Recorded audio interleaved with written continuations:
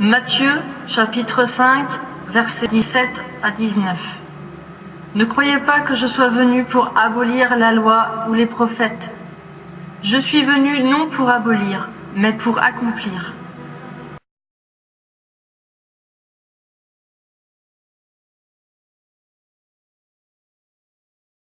Car je vous le dis en vérité, tant que le ciel et la terre ne passeront point, il ne disparaîtra pas de la loi un seul iota ou un seul trait de lettre, jusqu'à ce que tout soit arrivé. Celui donc qui supprimera l'un de ces plus petits commandements et qui enseignera aux hommes à faire de même, sera appelé le plus petit dans le royaume des cieux. Mais celui qui les observera et qui enseignera à les observer, celui-là sera appelé grand dans le royaume des cieux. La loi, c'est quoi la loi? Il y en a qui disent, oui, les 10 commandements, il faut les observer, parce que l'apôtre Paul et les apôtres et les autres apôtres les rappellent, les 10 commandements dans la deuxième alliance. Ils y sont tous. Si vous cherchez, vous les trouverez. Honore ton père et ta mère, c'est le premier commandement avec une promesse, dit l'apôtre Paul. Puis il y en a qui vous disent, oui, ah, les 10 commandements, oui, mais pas le Shabbat. Ils sont allergiques au Shabbat. Non. Les disciples, ils se réunissaient le premier jour de la semaine. Alors là, ils prennent un verset dans les Actes pour rompre le pain. Alors, ils en ont déduit que rompre le pain, ça voulait dire prendre la Pâque, la Sainte Seine. D'où ça vient la Sainte Seine, tout ça? Je vous signale quand même que les Juifs, les premiers convertis, les premiers chrétiens, prenaient la Pâque une fois par an, pas toutes les semaines. Et quand ils se réunissaient le premier jour de la semaine pour rompre le pain, ça ne veut pas dire prendre la Pâque, ça veut dire prendre un repas en commun. Parce que le Shabbat, il existait toujours. Hein, quand les apôtres se sont réunis, là, et qu'ils ont dit, bon, on a jugé bon de ne pas leur imposer autre chose que les viandes sacrifiées de s'abstenir des animaux étouffés et du sang, enfin des choses comme ça. Je n'ai pas le verset en entier à l'esprit pour le moment. Parce que tous les Shabbats, Moïse leur est prêché. Donc on n'a pas besoin d'en rajouter davantage, ils vont l'entendre tous les Shabbats. Ils n'ont pas dit tous les dimanches, ils ont dit tous les Shabbats. Et ils parlaient pour les vrais croyants qui s'étaient convertis. Tous les Shabbats. Alors, un jour, il y a quelqu'un qui m'a dit, ouais, mais dans Hébreu, ils disent que le repos, c'est en Christ. Attendez, dans ce passage, l'auteur de l'épître fait une comparaison. Comparaison. N'est-ce pas? Une comparaison, ce n'est pas une abolition. Si je dis, par exemple, Jésus est le soleil de mon âme, est-ce que le soleil disparaît pour autant?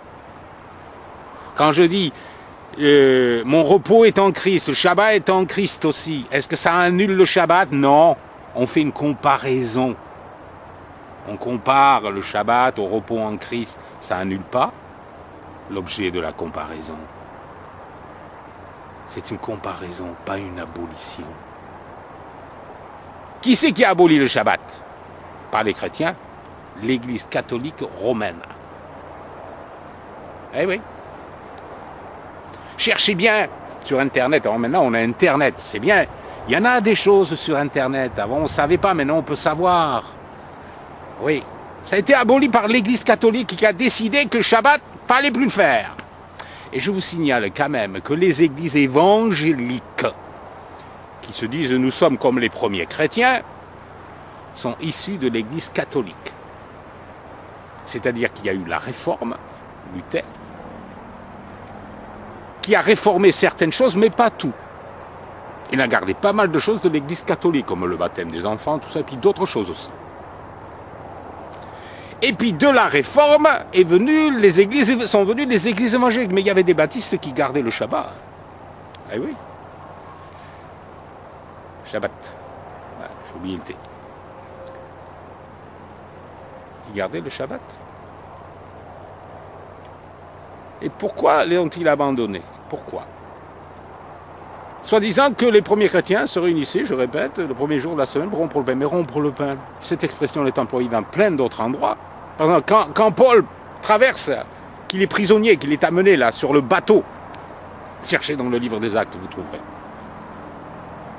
Il a rompu le pain. Et il ne prenait pas le repas de la Pâque. Hein. Ça ne voulait pas dire qu'il prenait la Pâque, qu'il prenait ce que vous appelez la Sainte Seine, que vous prenez tous les dimanches, mais qu'eux prenaient seulement une fois par an.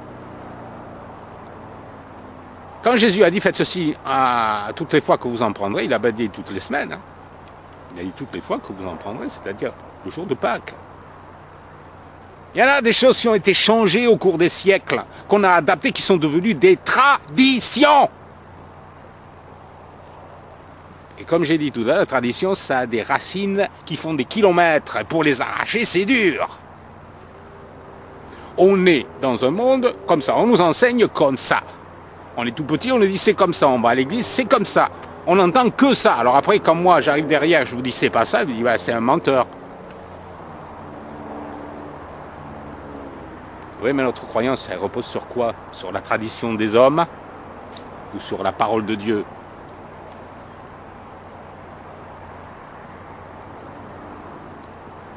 Oui, alors, rompre le pain, oui, il rompait le pain. Jésus aussi, à un moment donné, quand il y avait son sermon sur la montagne, là, il a rompu le pain. C'était pas la Pâque. Rompre le pain ne veut pas dire prendre la Sainte Seine ou le repas de la Pâque. Ça ne veut pas dire ça. Ils ne se réunissaient pas le jour de la semaine pour prendre la Sainte Seine, pour faire le culte à Dieu. Ils mangeaient ensemble. Souvenez-vous que dans le livre des Actes, ils avaient tout mis en commun. Tous leurs biens en commun. Ils avaient fait des communautés et ils se réunissaient pour manger ensemble. Mais le jour du Shabbat, c'était le jour d'adoration de Dieu. Je le répète. Ils l'ont précisé parce que tous les samedis, tous les Shabbats, Moïse leur est prêché. Ils peuvent l'entendre le jour du Shabbat. Il n'y a pas marqué dimanche. Réveillez-vous. Changez de lunettes. Parce que c'est pas écrit. C'est dit par la tradition. Alors les catholiques, ils ont aboli le Shabbat. Et les évangéliques, ils ont récupéré le dimanche.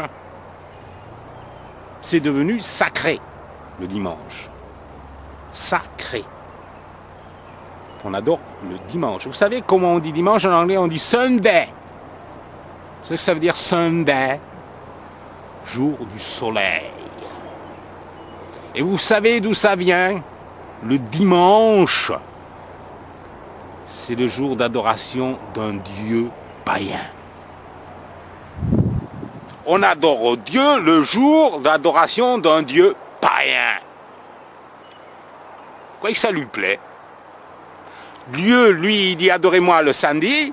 Nous, on dit non, il y a un dieu païen qui préfère que ce soit le dimanche. Vous croyez que ça lui plaît à Dieu? Qu'on change les lois et qu'on fasse les nôtres au lieu des siennes? Parce qu'il y a aussi les fêtes. La fête des mères, la fête des pères, les anniversaires, Noël. Il y en a des choses à dire. Hein. Parce que Noël, par exemple, moi c'est vrai, j'ai fêté Noël pendant des années et je le faisais de bon cœur. J'adorais Dieu, j'adorais le Seigneur le jour de Noël. Mais Dieu n'a jamais institué la fête de Noël. Vous direz, ouais, ça n'existait pas dans l'Ancien Testament, ouais, je sais. Mais même dans le Nouveau, il ne le faisait pas. Les disciples n'ont jamais fêté la naissance du Seigneur, jamais. Jamais. Non, ils fêtaient les fêtes que Dieu avait instituées. Ils ne fêtaient pas la fête des pères, la fête des mères, la fête de ceci, la fête de cela, parce qu'on en rajoute des fêtes, ça fait du commerce, ça fait travailler les gens et on vend des produits. Eh oui, c'est fait pour ça, les fêtes, pour faire du commerce. La fête des papas, papa, j'ai ton enfant rasoir. Ouais. L'aftershave. Ou n'importe quoi d'autre. Ouais, on vit dans Babylone. Mais vous voyez pas? Vous êtes aveugle. Comme moi j'étais, aveugle. Aveugle. On voyait pas, réveillez-vous. Vous êtes à Babylone. Et Satan, le diable, qu'est-ce qu'il a fait? Il a habillé ses faux dieux avec les habits du christianisme. Le jour d'adoration du dieu soleil, il a changé en le jour d'adoration de Yeshua. Satan se déguise en ange de lumière. Et vous savez, la fête des mères aussi, la fête des pères, tout ça c'est lié avec des dieux païens. Mais ça a changé. Alors, les chrétiens disent, mais moi je ne le fais pas en adorant un dieu païen. Non, non, j'adore le vrai Dieu avec ça. Vous êtes-vous demandé si ça plaisait à Dieu de laisser tomber toutes les fêtes qu'il avait instituées pour les remplacer par des fêtes où derrière un drap où on a dessiné du christianisme, il y a un Dieu païen. Cherchez sur Internet l'origine de Noël. Vous allez voir, vous allez être étonné. Je ne pense pas que Dieu aime ça. Évidemment, c'est pas faute de la plupart des gens qui font ça honnêtement, sincèrement et avec bonne foi, bon cœur.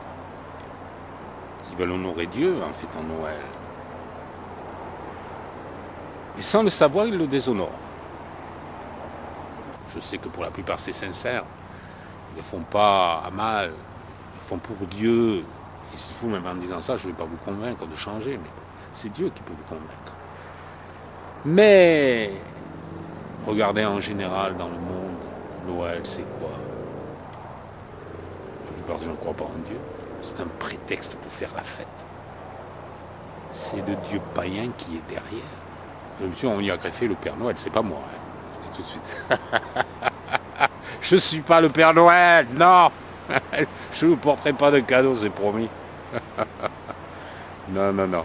J'y ressemble, oui, c'est vrai. Je pourrais jouer dans un film le rôle du Père Noël. J'ai plus qu'à mettre un bonnet rouge, un habit avec des bords blancs et on me prend pour le Père Noël, c'est sûr. Une fois pour rigoler, j'ai dit à quelqu'un, je suis le Père Noël de Trouan, là, dans le livre. Le seul vrai, c'est moi. Ah, mais ça fait rire les gens, mais bon. Sauf quand c'est les enfants, je leur dis pas. C'est pour y croire. Et Père Noël, les gens y croient plus qu'à Dieu. Tout est fait pour détourner les regards du vrai Dieu. Vous avez transformé mon temple en une caverne de voleurs, avait dit Jésus quand il est rentré dans le temple et qu'il y avait les vendeurs de pigeons. Il les a chassés avec un fouet. C'est exactement ce qu'on devrait faire. Prendre un fouet. Et chasser tout ce qui ne va pas dans notre vie. Et revenir à la Torah, à la parole de Dieu.